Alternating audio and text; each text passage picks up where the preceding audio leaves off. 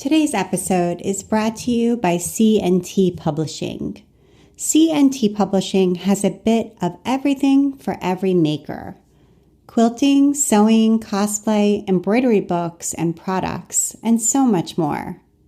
On their podcast, Behind the Seams, C&T bring on their world-class authors who share their creative journeys and crafty tips and tricks to inspire.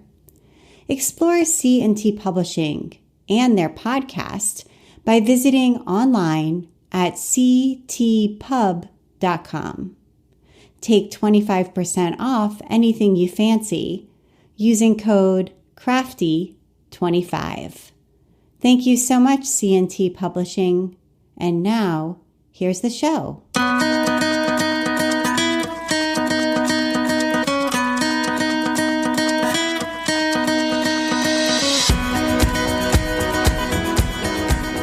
Welcome to episode 196 of the Craft Industry Alliance podcast. I'm Abby Glassenberg. Craft Industry Alliance is a community for craft professionals where you can strengthen your creative business, stay up to date on industry news, and build connections within our supportive trade association. Check it out at craftindustyalliance.org. Today on the show, we're talking about creating a community space for crafters with my guest, Leigh Metcalf. Leigh is the owner of Topstitch Studio and Lounge in Atlanta, Georgia, a fabric and sewing studio that was formerly an in-person physical space at Ponce City Market. She's also the author of London Stitch and Knit, a craft lover's guide to London's fabric, knitting, and haberdashery shops. And she's also the host of the online social community, Topstitch Makers. Leigh Metcalf, welcome. Oh, Abby, thank you so much for having me. I'm so glad to be here. Yeah, I'm excited to talk to you. And I wanted to start with how you came to know the scene, the crafting scene in London so well that you were able to write a whole book about all the crafty places to visit while in London. Oh my gosh, I don't even know that I came to know it so well, but I will tell you how that came about. So I'm obviously not British. You might be able to tell from my accent. I'm from Atlanta, Georgia, but we did live in London for 6 years. We moved there for my husband's work. And when we went there, I loved to sew and I enjoyed sewing at the time, but I did not know how to sew clothes yet. So I was inspired and interested in learning how to sew clothes. And of course, in London, for those of you who may not know, some of you may know, but London has a huge, wonderful, buzzy craft scene.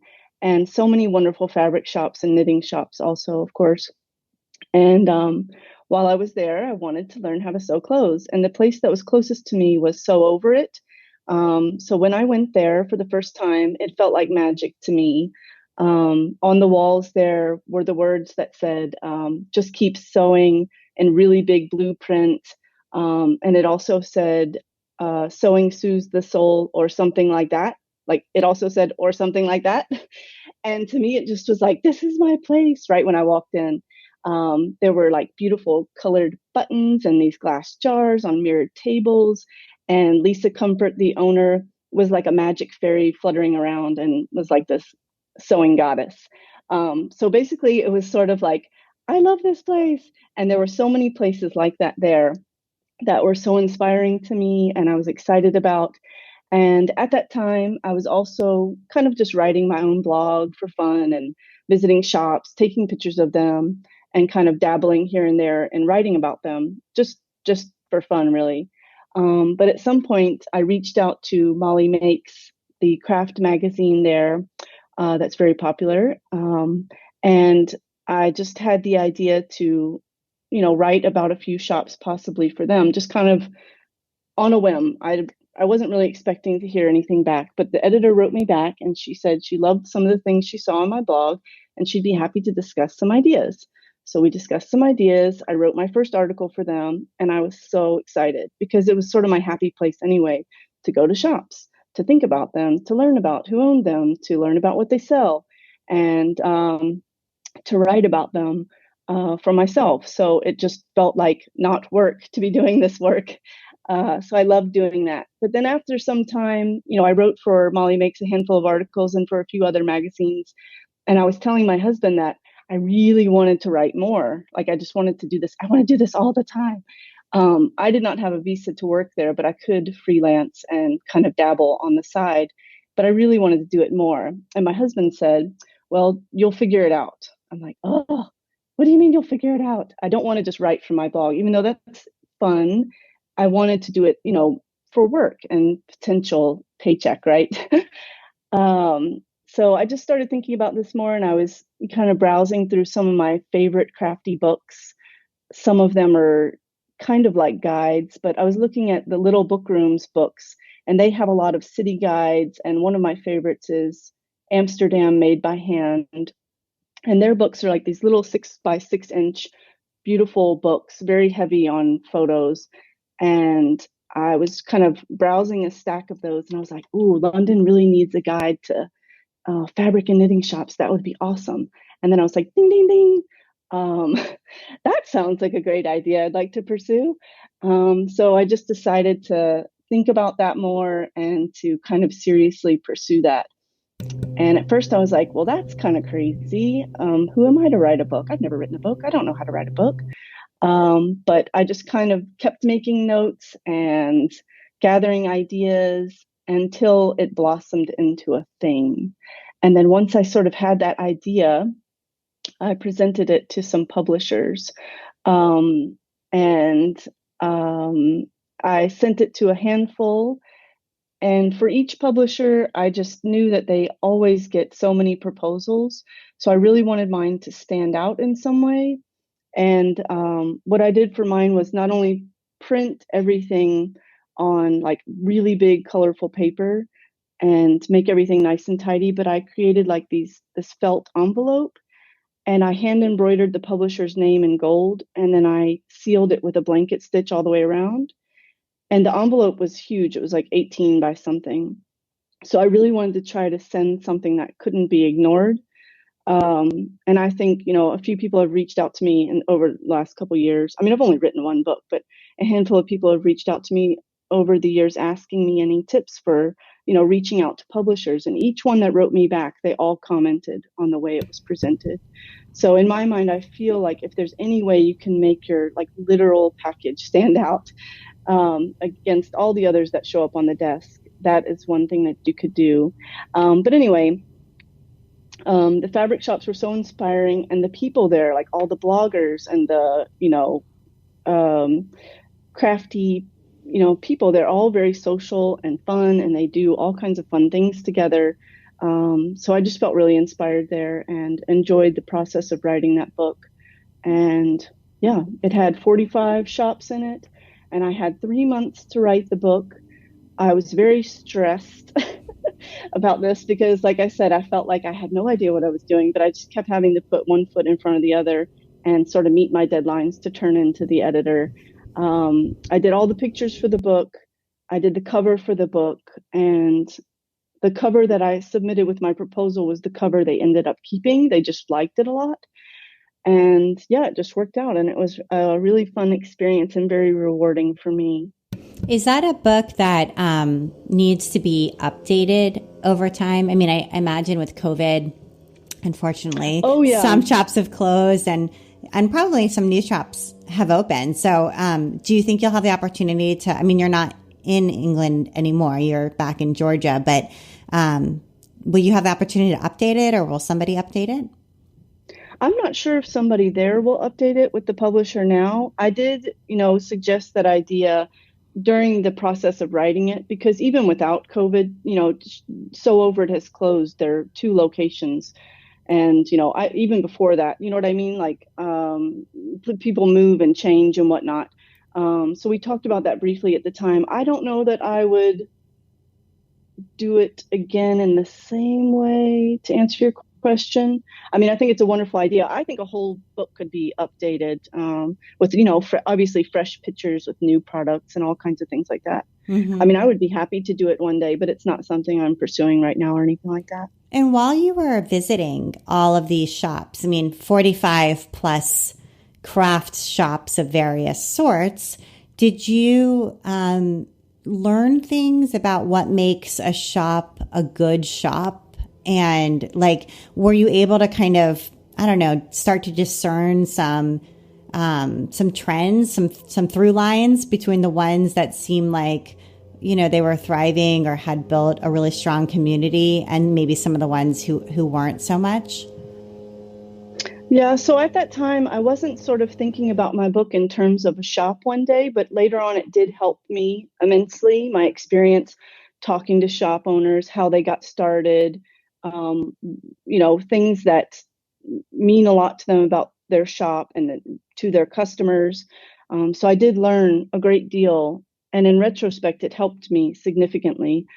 I wasn't studying that at that time to help me later, but it definitely helped. And I did pick up on, how important the social aspect of sewing was to the shop owners. I mean, not all of the shops featured in the book held classes, but the ones that did, to those shop owners, that seemed to be the most important aspect. The building community, learning from each other, teaching someone a new skill, and just the traditional methods of making something from scratch that's useful and beautiful. Um, so I definitely learned a lot from them and could see individually from certain people aspects that were very important to them. Yeah, I can see that community is really important, and I think is a big piece of making a shop come to life. And especially now with e-commerce, where you're not going to win on inventory. You have to have something else that you have to offer that's not just we have all the fabric lines, because you're never going to have all of them. And, Fat Quarter Shop or whatever is going to always beat you because they have this huge, vast e-commerce site. So there's got to be something else about your shop that makes it special. And I think that element is community. Yeah, and I totally agree. Even from the very beginning of my shop, I did not want to be a fabric shop or a notions shop. I wanted to be a place that held classes, that had products that supported the classes. So I always wanted to have quote unquote enough selection to make it useful to just be a one-stop shopping experience. Like, oh, I would love to take this shirt class. Oh, well, that's great because we have these 5 fabrics that are perfect for your shirt, and then these tools that you'll need, so that they didn't have to go somewhere else because it seemed a missed opportunity to send them to another fabric shop or to Amazon or whatever if they were right there and you could capture their attention and also that sale. But at the same time, to your point, to be a small fabric shop is a bit baffling to some people and is something that I had to explain to customers sometimes. Because if you have red, blue, and pink, inevitably somebody wants yellow, purple, and green. So it's hard to explain. We're not a mega fabric shop for this and that reason. Do you know what I mean? Yeah. But yeah, so we always wanted to have enough, but I never wanted to be a fabric shop because to me, all those supplies are useful and needed to obviously make the thing. They're not the part to me that's super meaningful. The part to me that is super meaningful is someone learning a new skill they didn't learn before, or somebody feeling empowered to sew something for their own body, their own shape, their own size that they didn't realize they could before. And also seeing people learn from each other and gain experience from each other. So there's always going to be places that have the supplies and the fabrics, and I think e-commerce is very well suited to that. And then more, experience-based retail or learning is much better for, an in-person experience. I read a wonderful book maybe more than a year ago, no, like 2 years ago, called Re-Engineering Retail. And the book is all about how we can buy pretty much everything under the sun nowadays online, and that you have to give people a unique experience and reason to come out and sort of not just buy your product, but interact with it, learn something from it, do something with it, and make it much more of an experience than just you buy the thing and you go home with your thing. Do you know what I mean? Yeah. Anyway, that's a wonderful book for anyone who's interested in retail at all, but especially experience-based retail, I think. That's great. I'm going to But check. anyway, I'm going to check it yeah. out. And so I know that you had a small selection, but it sounds like it was a carefully curated selection of goods. And I wondered how you were sourcing those. Were you going to Quilt Market or TNNA or H&H Cologne and looking at the trade shows? Or were you looking online? Were you looking on Etsy? Or how were you sort of just finding the items that you ended up deciding to buy? Well, I never went to a trade show. And if I had gone to a trade show, my first intention for going to a trade show would be to network and sort of get to know other people there more so than find new products.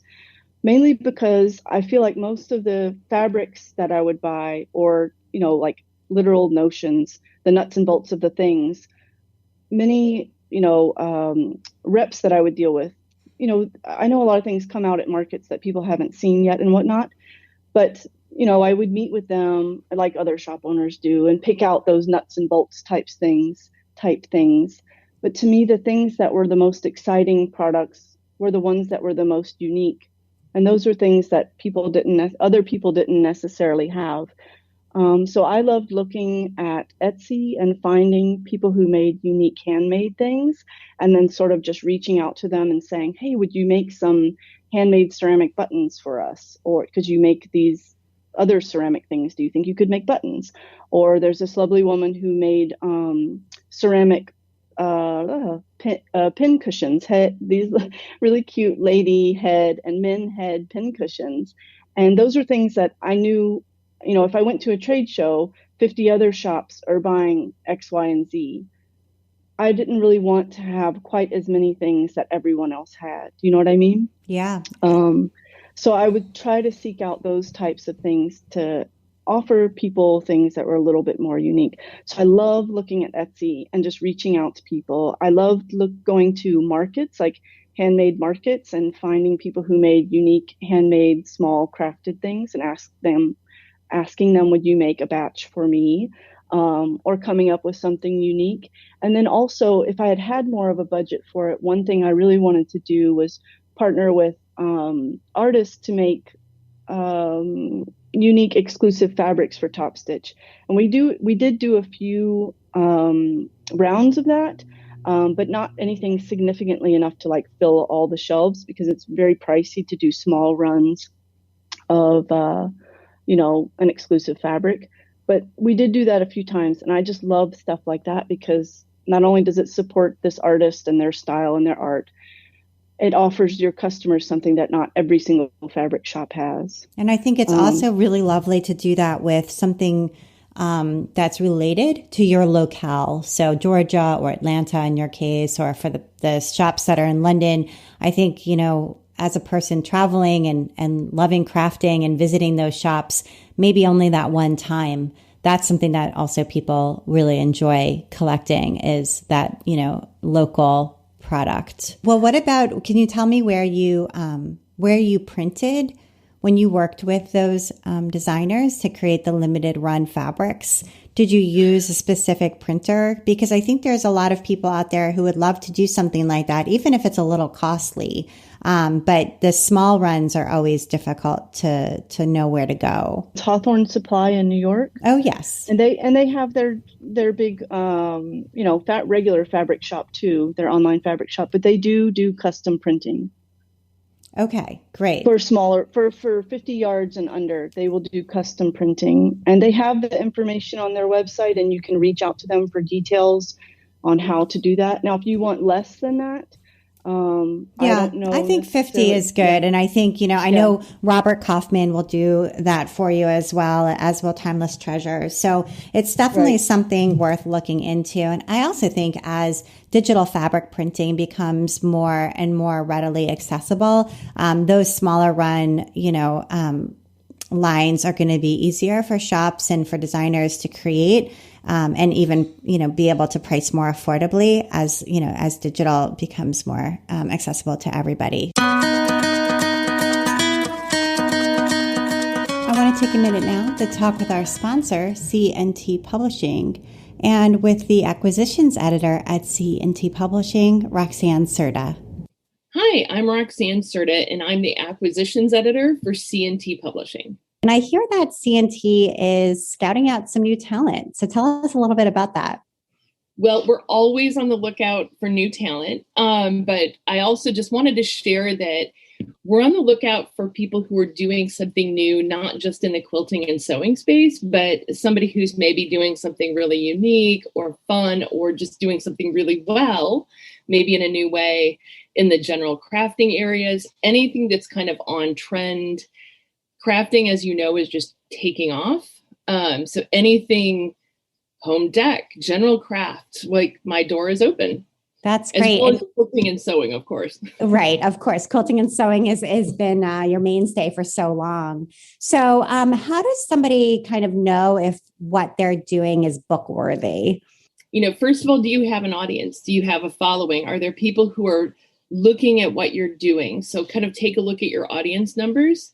And then also, are you doing something that really could benefit from having more informational space? So rather, is there more information that you have than fits into a tutorial or a video?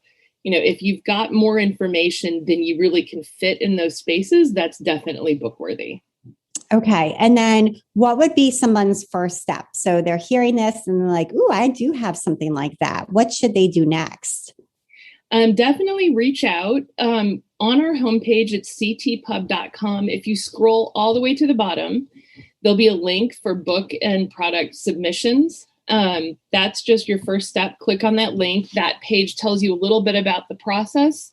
But there's a form on there that lets you fill out a questionnaire, tells us about you, your idea, your audience, and then you email that directly to me. That's great. Well, thank you so much for telling us about this, Roxanne. It's such an exciting opportunity, and writing a book is a major accomplishment, and I know a goal of so many of our listeners. So I'm excited to share this with them. Absolutely. I'd love to see more people. Absolutely. The more, the better. I love craft books. Thank you so much, CNT Publishing. And now back to my conversation with Leigh. Tell us a little bit about when you did move back to the United States after 6 years living in London with your husband. How did you end up deciding it was time to open Topstitch Studio as a brick and mortar shop? Was that kind of the first thing that you wanted to do when you got back after learning about all of these shops? Or was there something else that motivated you, just looking around in the area and not seeing what you wanted, or something else? Well, when I got back, I definitely missed the creativity of the fabric shops and just what London had to offer in the way of that type of thing. I mean, they had so many things that I missed, but that particular one related to me directly, that I just really missed a modern sewing studio and fabric shop. I mean, there are places to learn to sew in Atlanta, and there are kind of warehousey style fabric shops, but not anything like what I experienced there. So I just kept sort of obsessing about how I missed it, more so than that I wanted to do it. And after obsessing for a few months and wishing someone else would open one, I thought maybe I could have like a little pop-up or something small, where it's like quarterly, or do something fun like that and rent a space, maybe partner with somebody. I mean, I had a few contacts here because I obviously lived here for quite a while, and I loved things like the indie craft experience market. So I knew the women who ran it just from having lived here, and I used to make other handmade things. So I just had, a relationship with them. So I reached out to them and a few other people. I'm friends with Melody Miller and was friends with her then. And I reached out to her and I said, do you think, and she is one of the founders of, Ruby Star Society and whatnot. Anyway, so I reached out to them and asked if they thought Atlanta could use a modern fabric and sewing studio. And that was my market research. They both said yes. And that's pretty much as far as I looked, as far as market research was. But as I was like making notes and brainstorming and thinking about this, a pop-up didn't really make sense, because in order to actually have, supplies, if you want to have fabric or notions, you have to meet minimums to get started, which are beyond pop-up level. So I just thought, well, maybe I could go all out and have a real sewing studio that's small and just see how that goes. So I had no idea what I was doing, and I was very, very nervous about this. But I kind of just wrote everything down. I got it all out of my head. Um, I took a small business class online about how to write a business plan. I tinkered with spreadsheets. I talked to shop owners, and that was probably the most valuable thing I did was ask other shop owners, how did you get started? Where did you learn to buy things? How much money did you need? Did you need to start with a e-commerce shop when you opened the doors, or could you do that later? How did you hire people? All of the things. Some shop owners said, I'm happy to answer those questions for a consulting fee. Some actually said, I'd rather not answer any of your questions because I worked long and hard to figure this out on my own, and it doesn't interest me to basically share my secrets. But one particular shop owner, I'm not going to name her because she might get flooded with emails, but she sent me basically a guidebook. I mean, her email to me was just golden. So for anyone who's listening who may be nervous to start their own business, if you can find someone who has already done that thing, for me getting started, the most valuable thing was to reach out to other people who have already done that. And she basically just gave me a checklist and guidelines for lots of stuff. And she didn't even ask me for a fee for this. She did it from the kindness of her heart, I guess. That's so generous. Yeah. And I didn't know her either. And I also love talking about this kind of stuff. And I answer questions that people have openly and freely because I know it's so hard to get started. So basically, yeah. And I don't see us as being in competition with each other. I think that, especially among the shop owners who are members of Craft Industry Alliance, they really enjoy talking to each other and answering like the hard questions, like, how do you manage inventory? So like, how do you know that you're spending the right amount and stocking the right amount? That's not too much, that you're going to have to put everything on sale to get rid of it, but it's not too little that people aren't going to come in because you don't have enough, and they really, that's a question that came up recently, and people are so generous. And I think really feel like if I'm in Sacramento and you're in Chicago, we're not actually competitors, we're peers, Exactly. Yes, I agree. And I feel like once you learn all of these things, and I'm no expert at all, but you kind of feel jazzed to share it with people. You feel very empowered that you freaking figured it out. If you figured it out and you want to kind of shout it from the mountaintops, here's how to read a balance sheet or whatever. But anyway, so I reached out to shop owners, and the one was golden. And then after that, I was like, yes, I have at least a starting point. Thank you so much. So I just took notes. I had spreadsheets. I, brainstormed, I asked questions. And then what really catapulted me was I was driving around my neighborhood. I wasn't quite ready to do anything yet. I was just sort of in planning mode still, but I was driving around my neighborhood and I saw this space for lease that was very close to my house, very close to my daughter's schools, is in a good neighborhoody type shop, a little bit of walking, like foot traffic kind of area.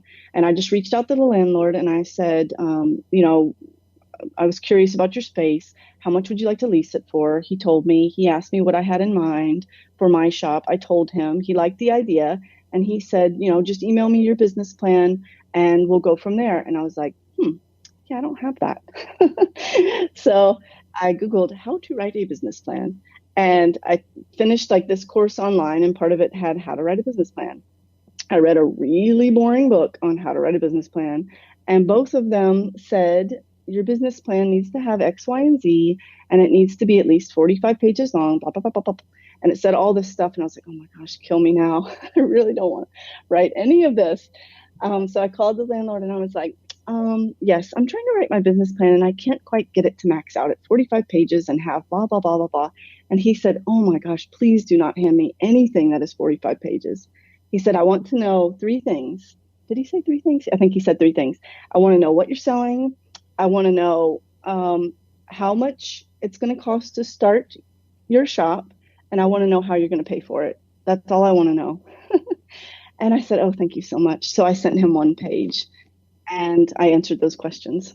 Yeah. And we have a one page like lean canvas template for business planning. And that's what I use with my business partner to start Craft Industry Alliance. And I had never written a business plan either. And let me tell you, one page where you're answering some really probing and interesting, frankly, questions is all you really need. I mean, it was really a great exercise and what I would recommend that people try, but definitely don't get bogged down in the traditional, I think.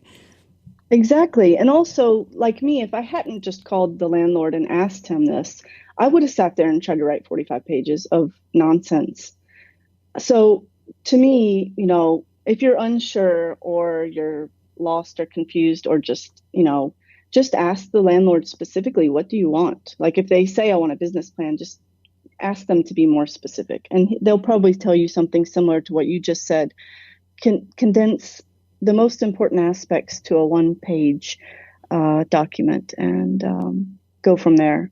He was happy with what I submitted. And so he was, he basically said, I accept your idea and I'm happy to lease this space to you. And can you move in by X date? So at that point, I felt like, oh, this is getting real. And I was very nervous. So he said, mull this over, whatever, 5 days, we'll chat again on Tuesday or something the next week. So I started thinking more seriously about this and if I really wanted to commit to it, because it did obviously feel like such a huge commitment, financially and my life and everything. I have 2 daughters at the time. The younger one was 4 and my older one was 8. So, at that age with kids, you have a busy life, right? So I had to really consider if this is what I definitely wanted to do.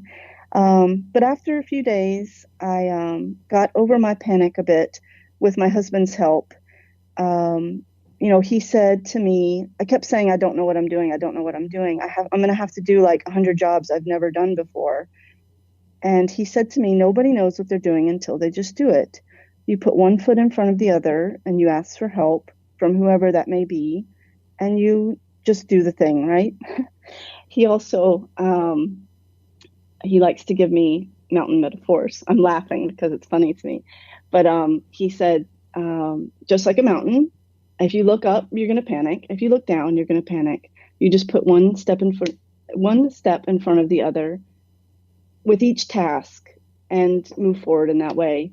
So that's pretty much what I did, because if I kind of looked at the whole picture of, getting an e-commerce site running and insurance and taxes and accountant and the blah, blah, blah, the employees and all this stuff, I was like, panic mode immediately set in. So I just sort of wrote a priority list of what order these things would have to be done, what they are and their order, and kind of went through them one at a time and tried not to let the whole picture swallow me whole.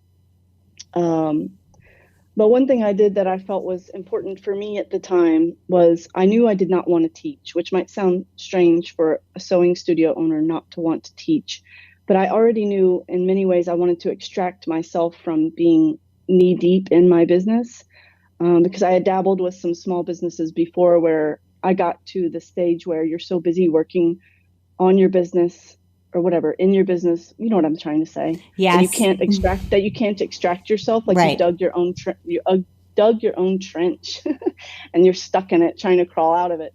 And I did not want to do that right from the outset. So I knew at the beginning I needed to hire, X people for X, jobs. And one of them needed to be to teach. And I just got really, really lucky with my employees. The first one was Brittany. Brittany owns a pattern company called Untitled Thoughts, and she was my first employee. I found her on Instagram. She was going to have a pop-up for her line of clothing at a store near me, and I just thought her clothes were really beautiful. I liked her personality online, so I just reached out to her and I said, I know you have your own line of clothing and your own business and whatnot, but do you have any interest in working at a sewing studio? I'm thinking of opening one. And she wrote me back right away. She thought it was like a great idea. Or actually, I'm not 100% sure that's how it started with Brittany. But anyway, I did meet her on Instagram. And as soon as we met, I clicked with her and I thought she would be a wonderful fit. And she was. She was so talented, is so talented at so many things. And she is a go-getter. She can tackle all the things, or she's willing to. And when I hand her anything, she makes it her own, and she always goes above and beyond whatever that thing is. Um, and I got lucky with all of my employees. I mean, I cannot believe how lucky I was. They all are so talented. Um, so if I hadn't had Brittany and a few other people at the start, I think it would have maybe quickly imploded, but it was like this magic dust that sort of worked at the beginning, I feel like. Yeah. And yeah. And so were there challenges of having a brick and mortar once you did get things up and running and had your employee or employees there with you? Were there things about it that I guess were unexpected as far as things that were challenging, or maybe also things that were rewarding once you actually were, past that first 3 month stage and were up and running? I feel like the most rewarding thing was what is still the most rewarding thing. And that's, when you see like genuine transformation and like empowerment in people when they learn a new skill and whatnot.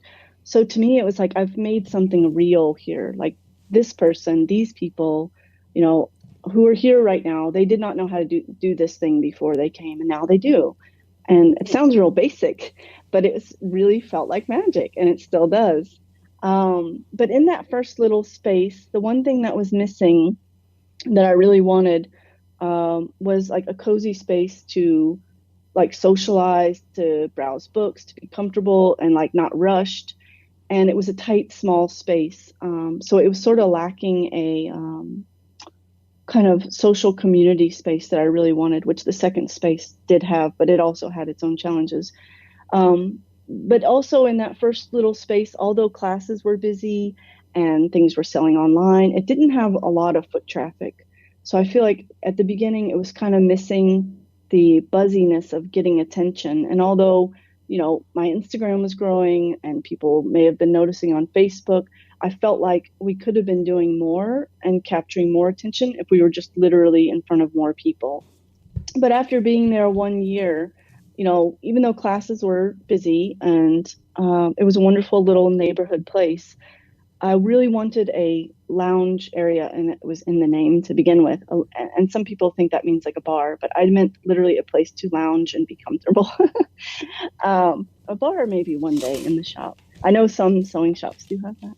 But anyway, so I had my sights out for some other locations already after 1 year.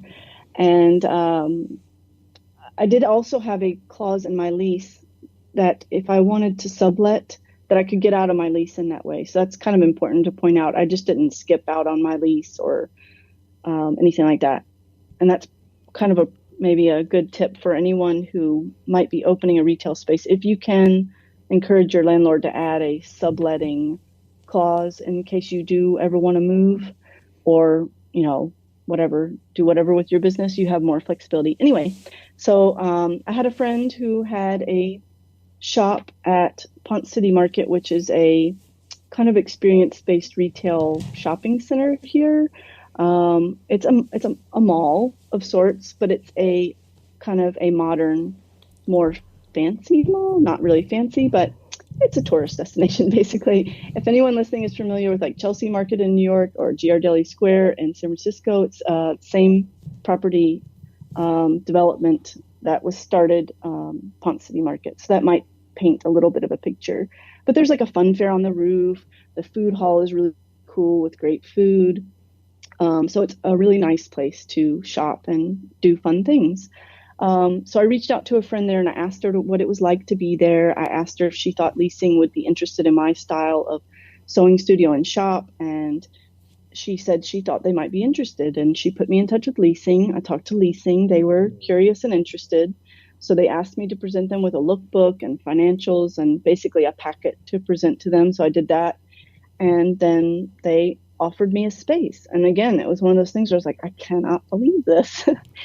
that I got so lucky because it is such a remarkable retail space in this city. I was like, oh my gosh, this is kind of crazy town. But I decided to make that move. And right from the start, it was like foot traffic galore, and, people coming that were traveling and like just picking up something fun and cute quickly, or, saying they'd love to shop online once they get home. So it was a wonderful space to be, and it grew very fast, and it got really busy. I mean, during the week, obviously it was a little bit slower than weekends, but it was a very busy space, and it was a great place to be.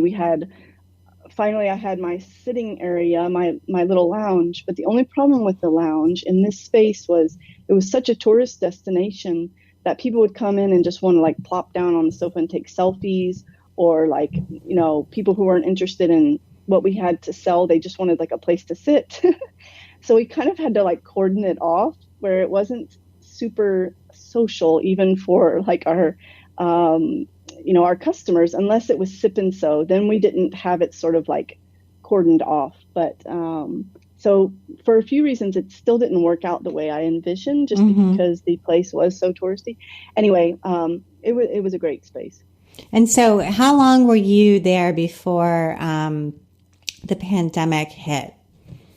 So we were there going on 2 full years.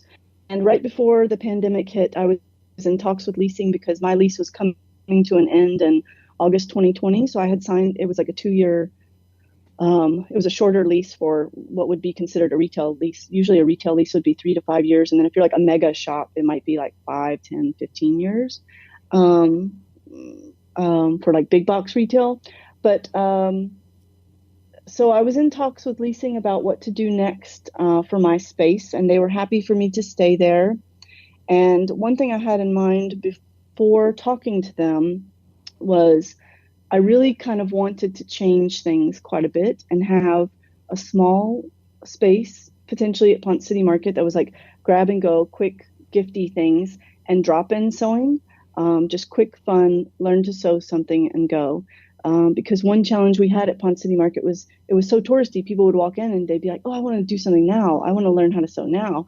They'd be like, oh, well, this is a jeans making class. And, if you haven't learned how to sew, blah, blah, blah, then you need to learn how to, you know what I mean? All the steps, right? Yeah.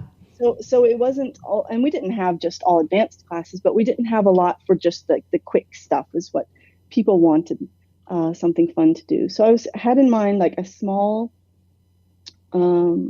quick fun type space, and then like a more serious workshop somewhere else.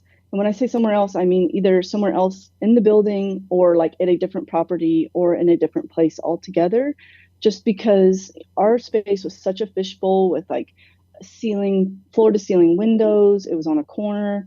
People would stare through the windows. They'd take pictures, selfies in front of the window. So it could be a bit distracting to students who are actually trying to learn something that's, can be kind of intense, right? So I was thinking of a different type of space. Also, it's important to point out that even though we moved here and sales increased, quite dramatically, for anyone who's familiar with retail, you may know that your operating expenses also increase dramatically, often when your sales increase, right? Because the more you sell, the more you have to buy. The more you buy, the more you have to sell. And retail can inevitably, unintentionally sometimes, be quite a treadmill unless you really play your cards right, focus on the pennies, the nuts and bolts of your statements and whatnot. You know what I mean? Yeah. So although it grew very fast, I knew that the key to the success of this business was in classes, because classes had the bulk of the more cushy profit, right? You could build in more profit there than you could like a sewing pattern, for example. If I sell a sewing pattern for, $18 if Susie Q fabric shop sells a sewing pattern for $18, if I'm selling it for $22, not only is that against some companies' terms of agreement of like the increase of whatever the retail price is, but also someone's going to go somewhere else to get it where it's cheaper, right? So you can only increase certain things by so much before it doesn't make sense anymore. Right. Or you're, going against agreements or whatnot. But with classes, that's a bit different. So I knew that classes were kind of what helped float the ship mainly. And that's what I wanted to focus on because it was always what meant the most to me anyway. Right. But the other challenge with classes is when you have a physical space, you only have so much room, right? So that's another thing I learned very quickly with my accountant is even if classes are full, max capacity at X cost, you only go so high. This does not scale, right? Mm-hmm. She and I were talking about, and also with the Topstitch crew, they also know this, that like a year into being at Ponce City Market, we talked about how something has to change a little bit. There really needs to be a scalable product or service to help this really soar. Otherwise, we just, it's fine to be in the same place, I guess, if you want to be in the same place, but I wanted to go other places. And I wanted us to go other places and have the budget to do more things, right? So basically all of these things were kind of happening in my mind and on paper at the same time in February of 2020. Like me talking to leasing, thinking about having more classes, less products, a bigger space for more classes, a smaller space for less products. And then people started calling early in late February, early March. Yes, I'd like to cancel my class because of the pandemic. I'm going to cancel my class. I'm like, sorry, I was about that. I'm like, oh no, we're heading in a bad direction here. And then of course, when the pandemic hit, everything just kind of shut down, which, that it was what it was, right? But I was faced with a decision at that time. I had to let Ponce City Market know what I'm going to do with my space. And for me, it was a very hard decision to make, but it was really the only one that made sense to me at the time. They wanted me, if I was going to stay there, to sign a 3 to 5 year lease, and which is fine, that's normal. But when classes are the bulk of your sales and what has the potential to help you grow in ways that you want to grow, completely eliminating that for who knows how long. I don't know how long this pandemic will be. Nobody knew what was happening at the time. We were watching what was happening in Italy, and it just seemed like the world is falling through the bottom. Do you know what I mean? Oh, yeah. And that was the time that I had to make a decision. And to me, it seemed like it would be financial suicide if I committed to a lease at that time. So in many ways, for me, it felt like I was at least grateful that I had an option. I had some other retail friends, kind of in panic mode because they're 2, 3, 5 years in their lease. And like one of my friends, a neighbor, well, I don't even know if I should say this, but sold something that you have to buy in person. And, he was just like, I don't know what I'm going to do. You know what I mean? So yeah. At least there was an option there. And I kind of saw it as like I had to like amputate the arm to save the body type experience. So it was painful. And I even if I had re-signed my lease, it would have been, creeping along for some months, right? And I would have had to cut back on most of my staff anyway. So I also just, at that time, I remind myself that there are silver linings.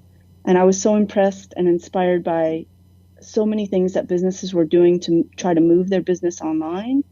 And that's kind of when I started Topstitch Makers, not even intentionally trying to completely transform my business at that time, but just to have something that can kind of float the ship maybe at the time.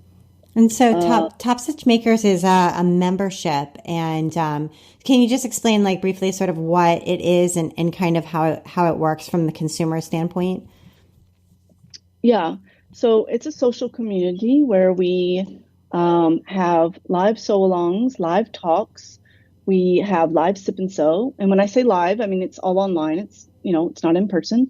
And to me, it's like an online social hub. And I think of it like a house. And Jordan, who does some lovely illustrations for Topstitch, and she's done a lot of our artwork for all kinds of things, she made this wonderful illustration of a house with the like the embroidery room and the sew along room and the common room.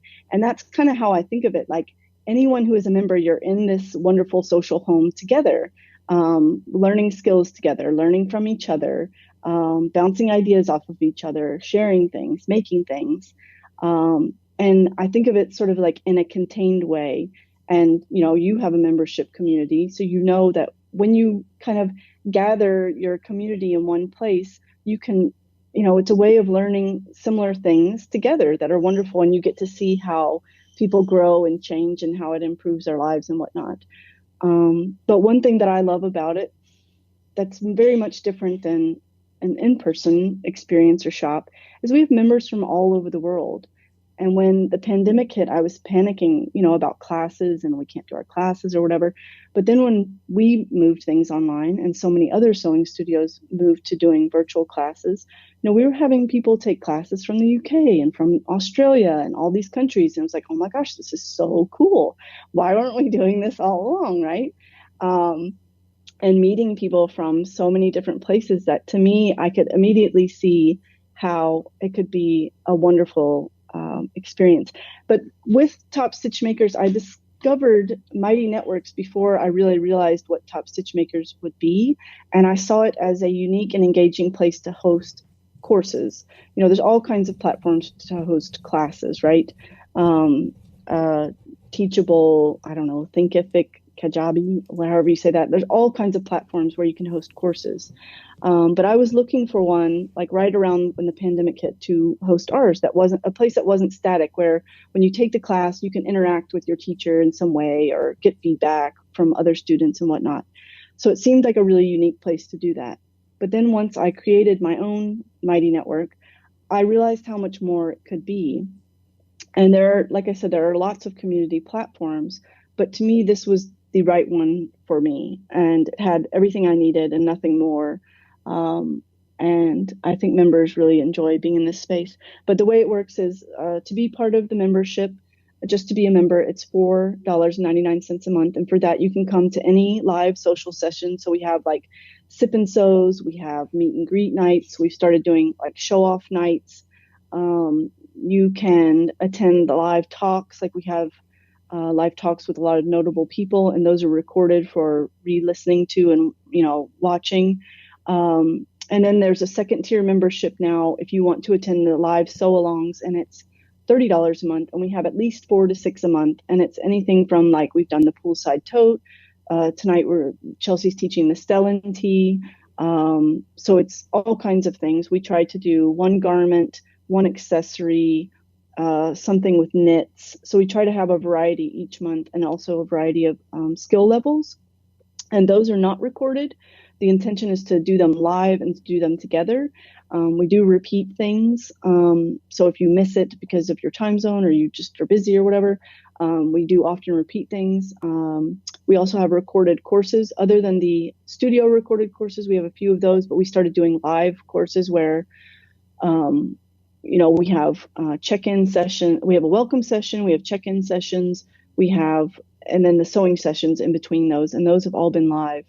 We're going to start to do kind of a mix of that, where one course might have the sewing sessions that are recorded, and then the live sessions are sort of social, check-in, check progress, get help, answer question type sessions sprinkled in between. So we do a handful of different things there. So that's basically what it is. Yeah. And for me, it solves the issue, which I was like turning over in my mind for a good year and a half, 2 years, is how can we turn this wonderful experience of people learning a great skill that, improves their lives and is interesting and fun and unique and all these things in a way that's scalable, that makes sense for business. Because like I was saying earlier, with an in-person studio, you can only have so many classes. You can only have so many tables. You know what I mean? It's like, it's very hard to scale. And in this business, so many people are doing a variety of scalable things, like maybe kits or, things like that. But to me, to do something where it's social and you can learn from each other, and that's one of the most valuable things that I see in our community is people helping each other, talking to each other. There's a feature within the network where you can find members near you. And I've learned that members have reached out to other members near them and they meet up and now they hang out, that they can get out of their house. So I think it's wonderful. And now that this is in place, I have a number of customers asking, when are you going to open back up? Are you looking for a space yet? All these things. And although I do look, and I have been, I've never really stopped looking around at spaces and whatnot. I don't want to make any promises to anyone or like set a date or anything like that, because I would like for this to be more fleshed out and to be more of a sustaining aspect of the business before jumping back into retail again. And what role does your e-commerce shop play in conjunction with the community? So, or could it even play a bigger role in the future? So are people, for example, when you do a sew along for a specific pattern or something like that, do you point people to say, well, buy the pattern and the notions and fabrics that you need from us? And, here's a package we've put together and here's maybe a discount on that package. So you just get everything in advance of your course or anything like that. Or do you have plans to do something like that in the future? I have done it before, and I'm a bit wishy-washy with that right now, unintentionally. But it's mainly because it's hard to estimate numbers right now. I was offering kits for a number of our sew-alongs, but sometimes I would assume like X amount will probably sign up, so I'm going to order X amount. So it's hard to juggle how much I should order for what. Do you know what I mean? Yeah. But long term, that is my goal, to be able to have, just like with in-person classes before, to have the supplies that support whatever we offer, because to me that makes the most sense rather than sending someone off to buy them other places. If we do have it in stock and it's something I can get easily, I'll put a link or something to our product, or I might offer a kit. And I feel like kits are especially helpful when there are so many pieces. Like we did the Allwell half moon bag, and you've got the strap and the zipper and interfacing and all these things, and sometimes people feel overwhelmed by all the little nuts and bolts of a project, especially if they have to buy it at multiple places. And I love kits, so I do think that makes the most sense, and I would like to offer them more consistently in the future, but right now it's a bit sporadic how we offer those. Yeah, I could definitely see that working really, really nicely in conjunction with the membership. So, that's so interesting. And tell us a little bit about your background. Where did you grow up in the Atlanta area, and how did you learn how to sew? I grew up here. I lived here most of my life. My mom sewed all of my, younger years when I was really little. She sewed all of our clothes. Me and my sister, we had matching everything, the cutest dresses that were smocked, and she had a smocking business, and my mom loved to sew. But as we got older, she sewed less. My mom was a single mom most of our upbringing, and I imagine life just gets busy, right? And when you have two kids that you're, raising pretty much on your own, I can understand how she stopped doing that or whatever. But I didn't learn to sew until 2006 when I lived in San Francisco. So I think I was like 31 at the time. And so I was a bit of a late bloomer to sewing. And I took my first class there because I felt so jazzed in San Francisco. Everyone was so it felt like everyone was so creative there, doing the most unique and interesting things. And everybody was like making something, doing something, starting a business. It was like creativity that's like buzzing overload. And I just felt like I want to do something. That sounds kind of goofy, but I'm like, I'm going to learn how to sew. So I took a class. I don't even remember where I took this class. And frankly, it was a very boring class. We learned to make a pillow, but it wasn't an actual functional pillow. It was like the tiniest pillow, like you could fit in your hand. It was a really weird project to me, like a pillow that you actually stuff with stuffing. I'm like, okay, anyway. So I learned to sew there, and I did not feel very inspired by that class, but I did get a sewing machine and started making like fun little things. And I love to make just like little fun stuff, like zipper pouches or dolls or an actual pillow, that type thing. So I sewed little things like that. And so it wasn't until we got to London in 2010, 11, that I learned to sew clothes. And that's when I felt much more jazzed about sewing in general. That really felt like magic, like sewing darts for the first time in a top, or making pants for the first time, that type of thing. But that's how I learned to sew. And I learned to sew at Sew Over It, mainly for clothes in London. But yeah. Yeah, I'm so impressed with your just kind of ingenuity and kind of seeing an opportunity in the market and then deciding that you could fill it with what you have to bring. And I think that's just wonderful and really inspiring to hear about, whether it was writing your book or opening the brick and mortar and moving and then pivoting to creating an online membership community. So you've done so many things, and I just really appreciate your willingness to share these stories with us, because there's so much to learn and draw out of them. So thank you for that. And I want to make sure we get to your list. You have a few recommendations for everybody. And the first one is Crowdcast, which I've been looking at as well. It's not Zoom, but it's similar to Zoom in some ways. Yes, it's a webinar platform. And I think that aesthetically, it's just so nice to look at. It looks, for anyone who's not used Crowdcast, it looks very different than Zoom. It's much more clean and streamlined. I feel like, no offense to Zoom, I love Zoom too, but it looks a little bit like Zoom looks a little bit like Facebook, in the early 2000s, and Crowdcast looks a little bit like, I don't know, modern 2021, what it probably should look like to me. But it also has, I don't know. I just love the way that it looks. Now, it's not like Zoom where you can have, you can't have more than 6 people in view, is what I'm trying to say. So you can only have up to 6 people, quote unquote, what they call on stage on Crowdcast. But Crowdcast is really cool because the main Crowdcast website, you can go to all kinds of Crowdcast events. Like if you go to their homepage, you can learn about, I don't know, they have people just having talks about all kinds of things. So if you want to host your event on Crowdcast, you can make it public or private. You can make it paid. So it could be an additional channel. Like if you want to sort of be in front of new or different eyeballs for your marketing, strategy, I think Crowdcast is a unique and interesting place to maybe host a talk on whatever it is you do, or a demo or something.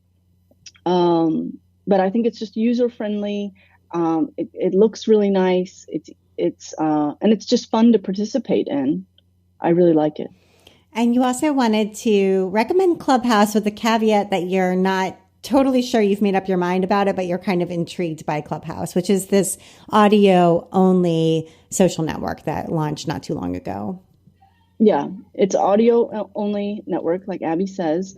And you can pop into different rooms. But one thing I love about it, or the thing that I love most about it, is the voyeur nature of it, right?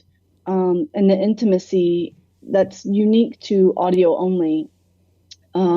It's like, when you have a barrier of, not being able to see people or, engage with them directly, and you just hear them, like you're literally overhearing them, it's really intriguing to feel like you're a part of it, but also kind of on the outside of it at the same time.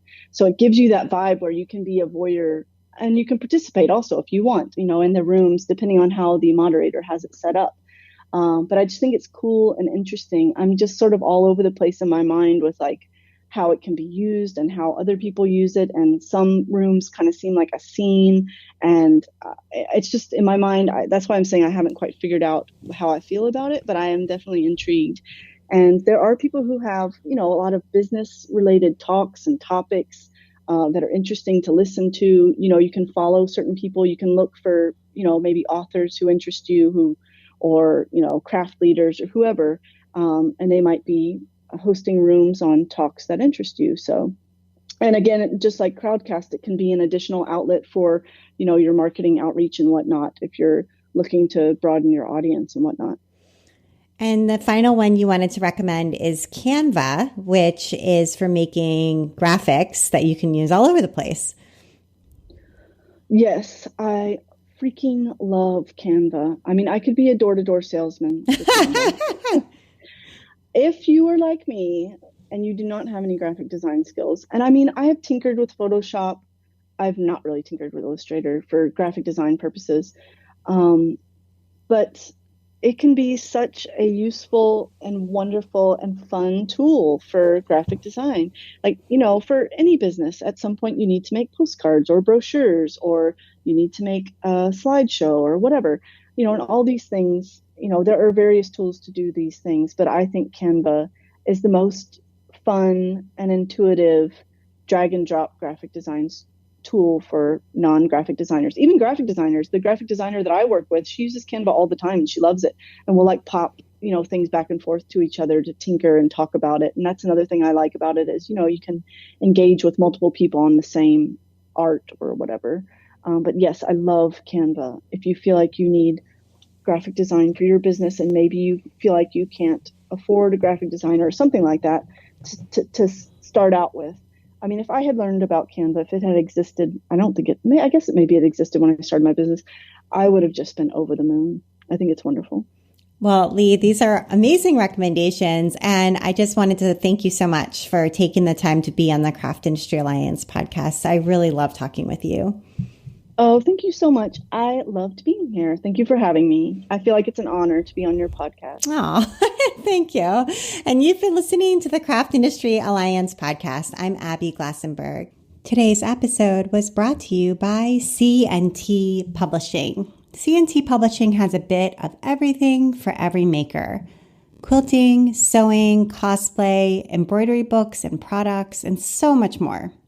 On their podcast, Behind the Seams, C&T brings on their world-class authors who share their creative journeys and crafty tips and tricks to inspire.